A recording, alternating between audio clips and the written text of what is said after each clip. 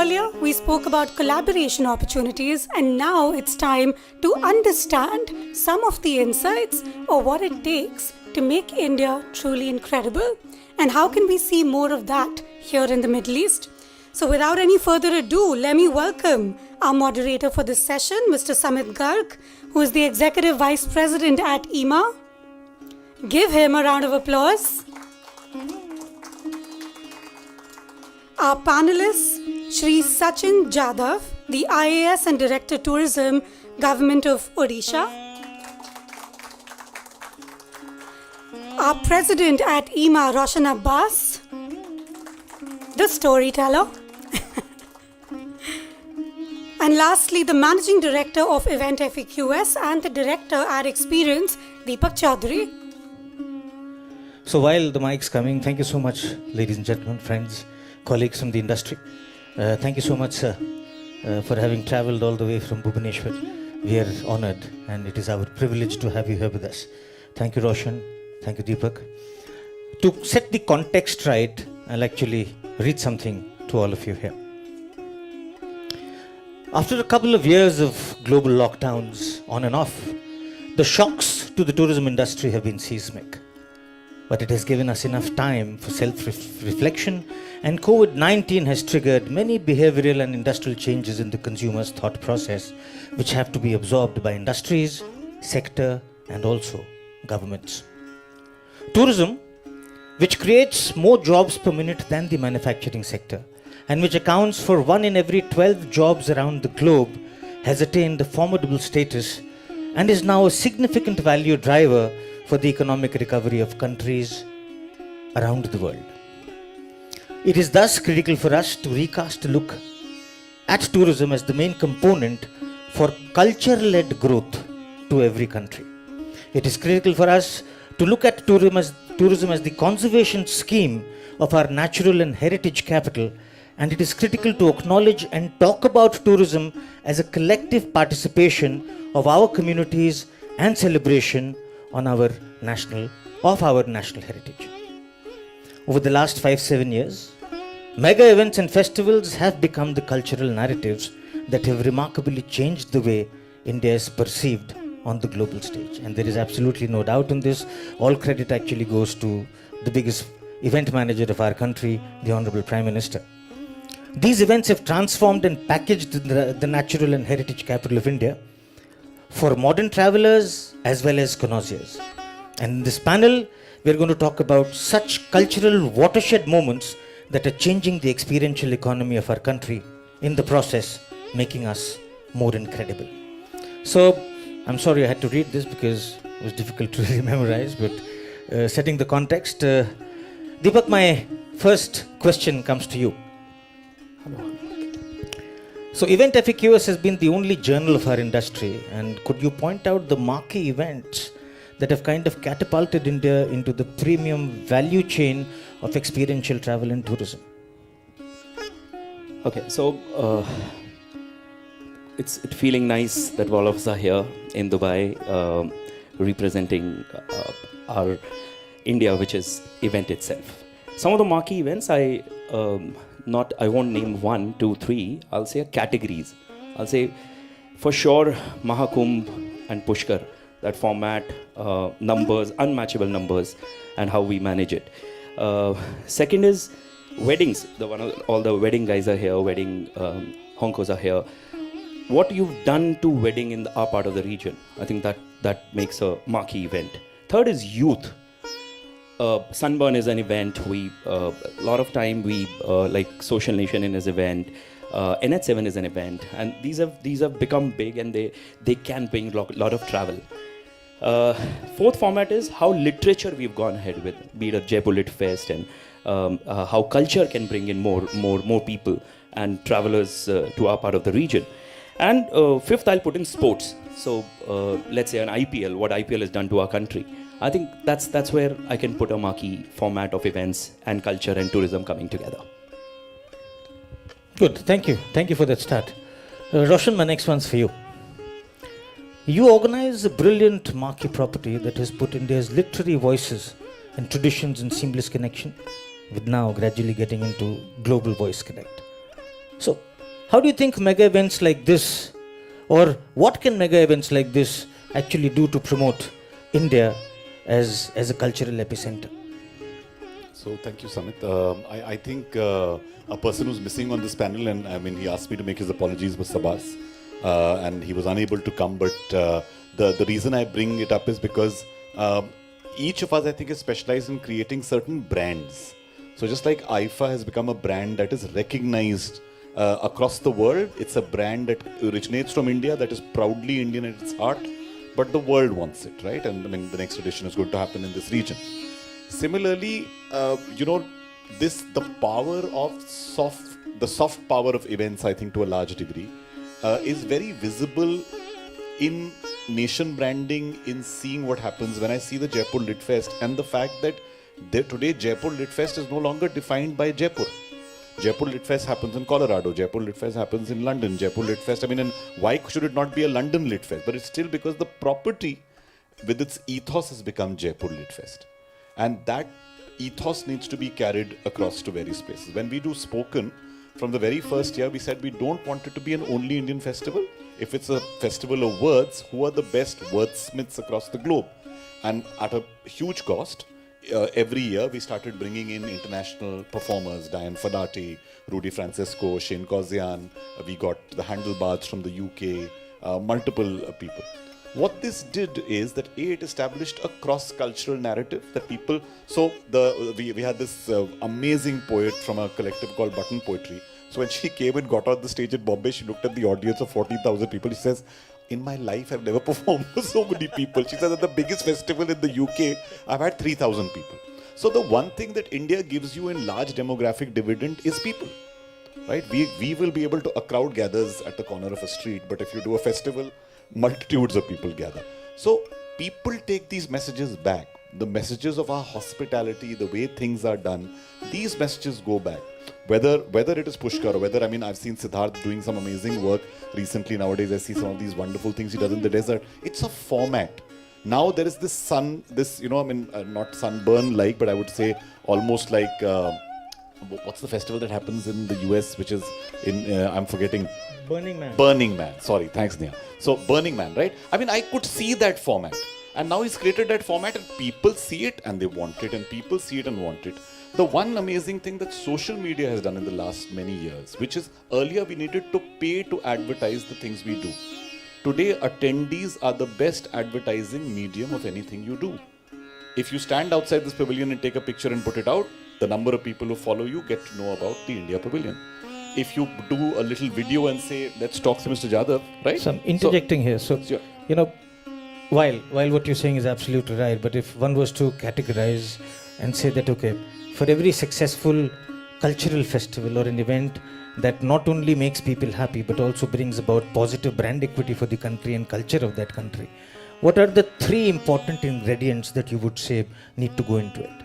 So I think the first thing that in today's day and age you need spectacles that can be captured and broadcast easily. Okay. You've got to put on a broadcast lens, not just an eventing lens. That's one thing. Second is it should be frictionless. When you enter our country now in certain airports, it's frictionless. You enter a Bombay airport, at times you will be through in 30 seconds and you feel elated. The gateway to a country when people are coming is this thing. The next thing you get onto is a road. Now we were just talking about the roads in Orissa and you were saying it's fabulous to now drive. So frictionless getting to and getting away from a festival preserves the memory of what you do. Fair so enough, I think that's an important aspect. And the third, of course, is the pure entertainment quotient of what you do at the right price point. When the expo is getting lakhs of people, there are days when they reduce the entry to 50 dirhams. So there are two things that I find missing, and we'll obviously come back Sure, to that. I mean, so I'm giving you my top one is line, one is culture, and the other is how important do we see the government in terms of its roles and responsibilities. We'll come back to that. Sure. Come to that later on, sir. With your due permission. So we, as a part of the events and the entertainment business, have been observing various states in our country do some wonderful things. The Rath Yatra, I think all of us know of the Rath Yatra which happens in your state. The Konark festival of dance and music. We know about that. So these are two things that outside of Odisha, I think at a pan-India level, we've been aware of. And then all of a sudden, in the last 3-4 years, you come up with hockey, and you actually end up becoming the hockey capital of the country. And then in the last 3 years, the pole position that you've adopted in setting up eco retreats, which I think is a very, very unique model. So with all of this that your government is doing, what I want to ask you is that, is there a specific strategy that you formulated where you consciously decided to do these things, and there are other things that are lined up? So how is this being worked around in the state? Thank you, Samitji. Let me be very candid. We as government are learning, and we as individual officers occupying certain positions of decision making on behalf of the government, we are also learning. Left to me, I would have preferred sitting there, recording each and every word that Abbasji was saying right now. I don't want to miss it, and I will request a transcript of whatever has been said. This is Bible. We need to absorb what you have been saying. These are core lessons that we in the government, we are never taught in the academy.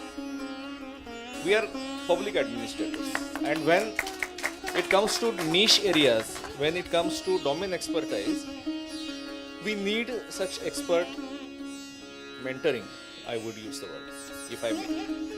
But before coming to the point, I must express my gratitude for inviting a representative from Government of Odisha to this forum. It's a privilege to be part of this forum, wherein a gathering of creative minds and creative hands is a deadly combination. Nowhere else you can find both the things together. You create things. It's a privilege to be here, to hear, and also it's a learning experience to speak on this occasion also. Because I know I have to weigh every word that I am speaking here. I am not here to Gyan Bato. So, with this note, I would say we spoke about the role of government and event management. This is my first trip to UAE, and we consciously chose, me and my team, to fly by Emirates. Let us fly by the airlines of that particular country. And in the airlines, I have a young son. He started watching the Marvel Universe films he had missed so far. I was wondering, what should I do? I had options, I had Kindle. I saw about Dubai in that information thing. Good opportunity to spend 4 hours creatively. The Honorable Prime Minister of UAE, Sheikh Mohammed bin Rashid Al Maktoum, I saw some videos of his, and it struck me that Dubai is about tourism. So far I had been missing this thing, because I got this opportunity to come here to this place. I could get this hint of it, and today we were having candid discussion what this World Expo is about. How was it earlier? How it is today? Is there any watershed that has happened in this expo? How it is going to lead? Then I learned from the colleagues sitting on this dais with me here over the lunch that a dash of entertainment, dash of tourism, that element of event is added to this World Expo, maybe for the first time. And hats off to the wisdom and vision of the Honorable Prime Minister of this country, that they have given a definite direction to World Expo. There is no coming back from this watershed. You were asking about marquee events. Now, this is the marquee event of the world. World Expo having this dimension of event management. So far we had these events dedicated to tourism. It may be WTM, Fitur, ITB. But having this dimension to World Expo is something very special. Now, although I am representing the government of Odisha, I should speak for India. The tagline of Odisha tourism is India's best kept secret. I would say India itself is a best kept secret for me. How? Why I say this? What are the images in public perception outside India about India? I went to the pavilion, India Pavilion. In the morning I saw Taj Mahal is there, Hampi is there, Konark Sun Temple is there. Please don't take it as any kind of criticism. I'm just being candid. Myself and part of this team which keep doing these kind of events, and we are also short of expressions, because a country as diverse and as complex as India, there is not a single image that can represent this country. Not a single image. You are bound to miss something. So in the process, what happens, what Abbasji was mentioning right now, in this explosion of information, explosion of social media, now these best kept secrets are coming up in some way or the other. Now there is a need of the right person who can curate this, articulate this, and there this event management is coming. Coming to the events, government. Why should government organize events, and why should government? There are different reasons of that. I will touch upon that in the course of discussion. But I will end on this note. Again, borrowing your word, soft power. Every country needs to project their soft power, and nothing better than projecting the soft power through creative events.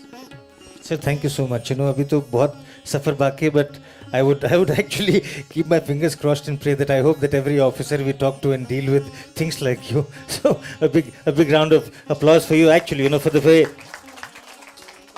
So Deepak, I come back to you, my friend. I would like to hear him only, rather speaking. So how would you look at the evolution of events and festivals to forming the core experiential industry, and how do you think they're creating a niche for India on a world stage? So to explain this further, while the question simple, so जो बड़ा शोर होता है, उन बड़े शोरों के पीछे invariably there's either people, there is culture, and there is country stroke government. So obviously, you know, so you also spoke of Kumbh, you spoke of Pushkar. So more often than not, it is these larger than life cultural events that go about creating noise for a nation. How do you think we can do this more? See, when we, at one level, not as an event manager, but as our biggest event manager in our country, our own Prime Minister, when he actually, like say, he hosted BRIC conference in India, he hosted India Africa Forum from India. I think how this gave he gives that reason of doing across to the world. Second part, also, like I'll speak about how from India what's going out, okay, be it our wellness format of yoga going, our cultural artists, our musicians, how they are going across the world and creating content and events. So I would like to take this as a part of growth of festivals. Yeah, coming back to first part of the growth, really we need to, how Dubai has done. I think a simple example, Dubai as a brand, as Roshan was saying, or how the government support here, the Abu Dhabi, I'm trying to build festivals here, how Abu Dhabi is taking care of 70%, 80% of the cost. Okay, it automatically changes the environment. It automatically changes how a perspective, how entertainment, economy, how a state or a city of entertainment we want to make. Yeah, so government can actually and should do that in our part of the country also. So that's something that triggers a conversation later on in our discussion. Roshan, we keep on talking about it, and I will take the liberty of asking this question in the presence of an IS officer here. We've all been doing festivals, we've all been doing events of different kinds, nature, different scales across different parts of our country. It is specifically, I think, in the last 5 to 8 years that we've seen the approach of government change drastically towards this. What would you attribute this to?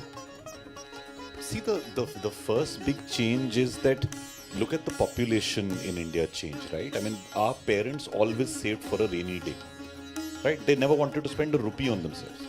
They wanted to save for their next generation. Our generation said, okay, once a week I will spend money on myself, because you were still guilty, but the guilt was less. You didn't have the Nirupa Roy complex, right? Our children have none of these complexes. They were not born into a world of strife. They were not born into a world. They believe a lot in hope. And therefore, their needs have changed. They're not saving for a car. I keep saying this. They don't save for cars, they don't save for houses, they save for experiences.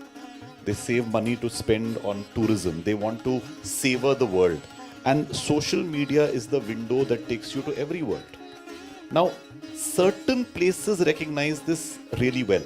So in the last 20, 30 years, various governments have done this. Look at what Korea has done. Why is everyone watching a Korean soap today? Because they decided, they have a ministry of cool. There's a ministry of pop and a ministry of cool in Japan and in Korea, which actually will fund entertainers and creators like startups, similar to what this happened here. Now in India, slowly this view of, do you also realize that entertainment is taxed in the same category as liquor and tobacco, right? So it's considered a sin. For the longest time, it was considered a sin.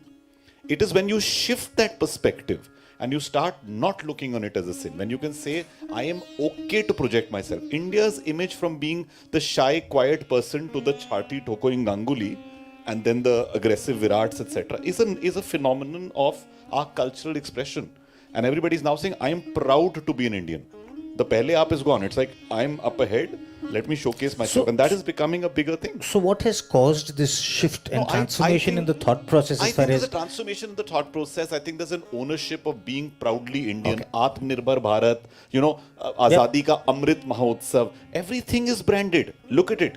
75th year kya hai? Maha Utsav event hai. Right? It's an event. It's not Azadi alone. Everything is being rebranded as a big cultural phenomenon and a big cultural shift. Atmanirbhar Bharat, last 2 years. So do you think this impetus that our industry has got will continue to stay with us post the Prime Minister that we have? I think it will. I think because people have now tasted the size and scale. And see, again, we are now, this word global, that, think global, but at the same time have a very local heart to what you do. We are understanding this. I expect everyone here to learn and go around. What do people do? I remember I had a team long back, and Sukrit used to do this. He would travel to the auto shows because he would go and shoot every pavilion and then come back because he'd seen 80 pavilions that were happening in the globe and then pitch his version of the same, and therefore used to be ahead. Utilize that time. Vicky is sitting in front. I want to just say that when I met him in Dubai last time, I said, what are you doing? He says, I am taking global cuisine to India. I will make cuisine my differentiator. There are so many differentiators that we can build as long as we realize how to do it. And I think at the core of that is the event experience. Fair enough. Sir, I will come back to you where we had left. So you were talking about the people sitting in this room, creative people, etc., contributing positively to all of these lovely initiatives. So what roles have event companies, you think, played in this exercise that the government has now started to pursue actively? I'll pick up from where I left and where Mr. Abbas Roshanji left. You asked me in the first question whether there is a state government strategy, to which my candid answer was that government is learning. And it was from my own experience, having spent more than 2.5 years in this particular department. I have got certain smell of this department. So based on that, I could say that we are still learning.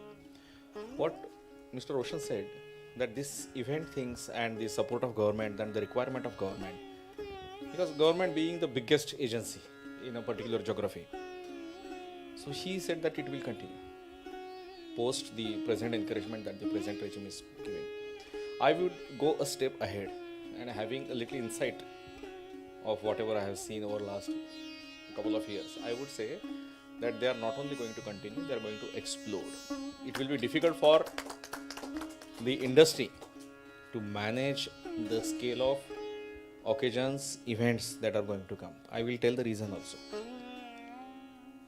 Government has realized it is not the business of the government to do business. Number one, government's role is to facilitate, to project, to attract. Why this UAE government is doing this World Expo here? They want to attract people here. What interest do they have? Do they want to do this charity for people to make enjoy, marry? No, they have hardcore business sense behind that. Sooner or later, this wisdom is going to dawn upon every country, and India is not an exception. Just in the afternoon, somebody was telling me that Saudi Arabia is learning from UAE. And where UAE is today, Saudi Arabia is there after 10 years. maybe that Saudi Arabia and other countries, they will overtake Dubai. And they should overtake. There should be healthy competition, healthy race. And this is going to happen, this is bound to happen. Now to give examples of Odisha, for example. What is the perception of tourism in any state? In India, we are a welfare state. The role of state is to make provisions for the people. Be it housing, government's duty. Be it good roads, government's duty. Good food, good education, healthcare, everything government's duty. Where does tourism come in? So with this rhymes well that government's duty is to provide tourism experiences to people. It may sound funny today, but that was indeed the perception of not only Odisha, across the country. That is why we see substandard services provided by governments at many places. At hindsight, we say substandard. The time when they were provided, they may be the best. But why I say hindsight? Because many private players have emerged in between. There was a time when there were no hotels, barring few metro cities. So we have in tinsel towns and mofsil areas, we have inspection bungalows. Even in old movies also we see the setting, dark bungalow, inspection bungalow, circuit house. In even my own childhood, to get an accommodation in a circuit house used to be a prestige point. Now we government officers also, we find a way roundabout not to stay in inspection bungalow and stay in some good accommodation. So why I am telling all these things? Because I trace this journey of the government's perception and vision. From owning up everything, controlling everything, to facilitate, to promote, to push. And this is bound to happen, this is going to happen. And what is the interest of the government in this? Once they do that, more business will come to the country. More business coming to the country, more revenue coming to the country, more funds available for the welfare activities, which is the core job of the government. Giving an example of Odisha. Our tourism budget, you will laugh at this budget. Some 4 or 5 years ago, it was maybe 30 crore rupees annually. Today, it is 500 crore rupees. And 2 days ago, our finance secretary, he met me last week. I think I had told you this thing. He said, Sachin, I am giving you 1,000 crore next year. I folded my hands. I said, sir, I don't know how to spend it, please. Don't put the Ferrari engine in my bullock cart. So, allow me some time. It's difficult to spend money. It's very difficult. There was a movie that Nasuruddin Shah. Sir, which is why we've got you here, so that all of us can know about this, and then we can. The thing is that. 3 people, by the way, just looked up the minute you said 1,000 crores you volunteered. No, it will test us, officers, government, it will test us how to spend it. Because we have to answer where you spent it and why you spent it. How creatively you spent it. We organized this Eco Retreat. It is a glamping festival for 3 months on serene locations of Odisha, hidden places, as we call best kept secrets. Konark Sea Beach, Satkoshia River Gorge, 22-kilometer gorge, pristine. We know many World Heritage sites, and each of the sites that I am going to name for these 5 sites, they deserve to be in that category. Daringbadi, Hirakud, Bhitarkanika National Park, Mangrove Forest. At these areas we had this. We entered the 3rd edition this year. Till last year, we faced nasty questions in assembly. How much money you spent on these projects? How many people came? How many people availed these facilities?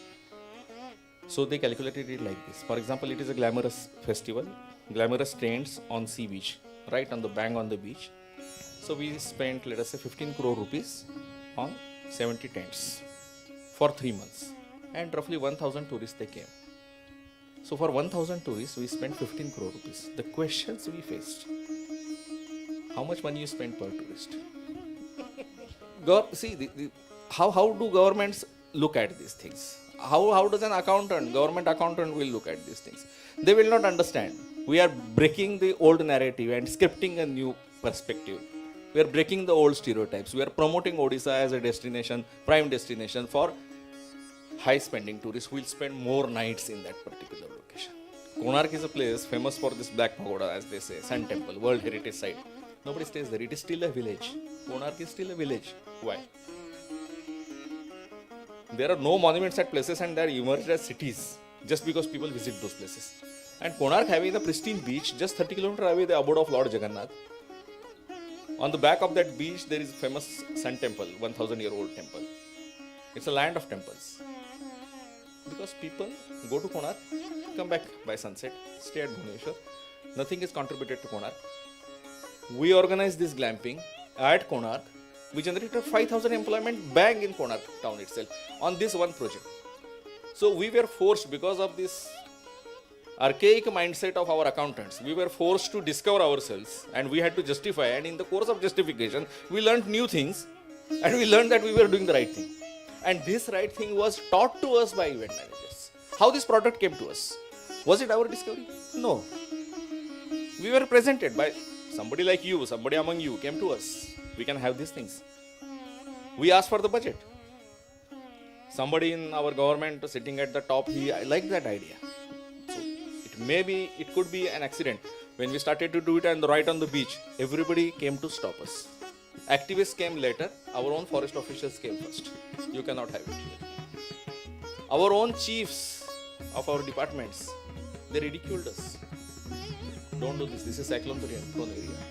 You will be answerable. Whole life you will be deducting money from your salary to make good for these things. It is difficult thing. We took risk, and even in COVID times we took risk, but we had this confidence on the event managers who participated with us. I have my good friend Mr. Sanurabha here. He partners a lot of events in our state. He also takes courageous decisions. He comes up with ideas. These are the events and we will do. So he created a series, TV series for example. So Sir, sorry, sorry, I think he's carried a short film about the eco retreats, and I think it's important for our colleagues here to have a look at it. So if people inside in the console room are listening to this conversation, can you play the first film that Mr. Jadhav has, please?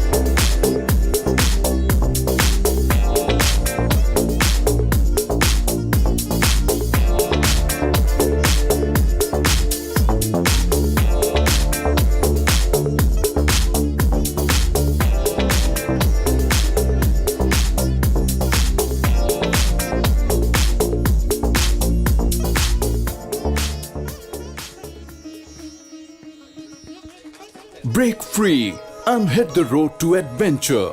Here we have many a secret to discover. Oh, just before I would like to end on this. This was third edition of Eco Retreat. When we ended the first edition, it was only at Konark. We wanted to multiply it to more locations next year. That is last year. We had to convince hard to our minister, our chief minister, our secretaries, chief secretaries. Third year, we did not need to convince, but we had to convince that it should continue for next 5 years. So our challenge multiplied, and they did agree. Now this event stays for next 5 years. So that's why I said.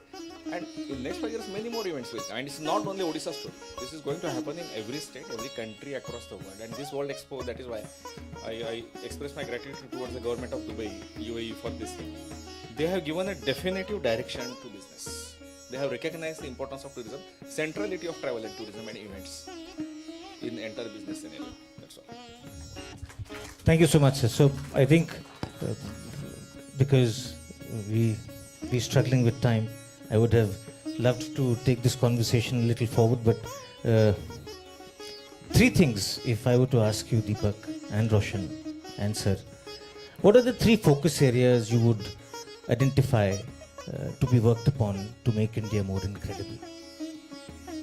I'll say still the events perspective, let's live India as an event. That's one. That's and like how, again, learning from Dubai, take each city, each state and the country as this and make an event calendar. And how they support an event calendar. I think if every city in India thinks like that, it can. That's very important, yeah. The third one? Soshinato. Okay. No, I think treat projects like this as startups.